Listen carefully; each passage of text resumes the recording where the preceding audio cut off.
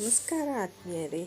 ಇವತ್ತು ನಾನು ಯಾವ ರೀತಿಯಾಗಿ ಆಯ್ಕೆ ಮಾಡ್ಕೋಬೇಕು, ಆಯ್ಕೆ ಮಾಡುವುದರ ಉದ್ದೇಶ ಏನು, ನಾವು ಏನನ್ನಾದರೂ ಆಯ್ಕೆ ಮಾಡಿಕೊಳ್ಳುವಾಗ ಅದರಲ್ಲಿ ಯಾವ ರೀತಿ ಸ್ಪಷ್ಟತೆ ಇರಬೇಕು ಅನ್ನೋದ್ರ ಬಗ್ಗೆ ಒಂದಿಷ್ಟು ಮಾಹಿತಿಯನ್ನು ಕೊಡ್ತಾ ಇದ್ದೀನಿ.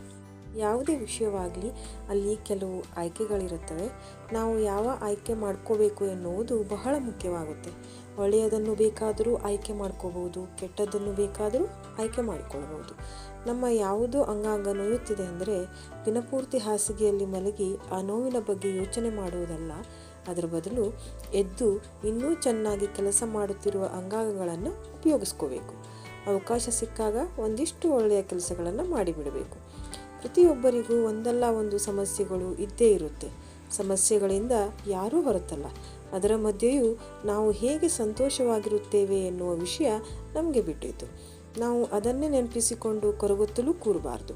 ಇಲ್ಲ, ಅದನ್ನು ಧೈರ್ಯವಾಗಿ ಎದುರಿಸುವ ಮನಸ್ಸು ಮಾಡಿ ಸಂತೋಷವಾಗಿರಬಹುದು.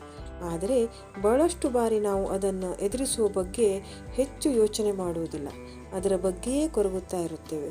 ಈ ಮೂಲಕ ನಮ್ಮ ನೆಮ್ಮದಿಗೂ ಕೂಡ ಭಂಗ ತಂದುಕೊಳ್ತೇವೆ.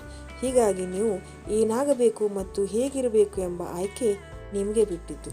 ಭಾವನೆಗಳು ಯಾವತ್ತೂ ನಮ್ಮ ಹಿಡಿತದಲ್ಲಿರಬೇಕೇ ಹೊರತು ನಾವು ಅದರ ಹಿಡಿತದ ಇರಬಾರದು. ಅವು ನಮ್ಮ ಆಯ್ಕೆ ಆಗಿರಬೇಕು. Thank you. ಧನ್ಯವಾದಗಳು.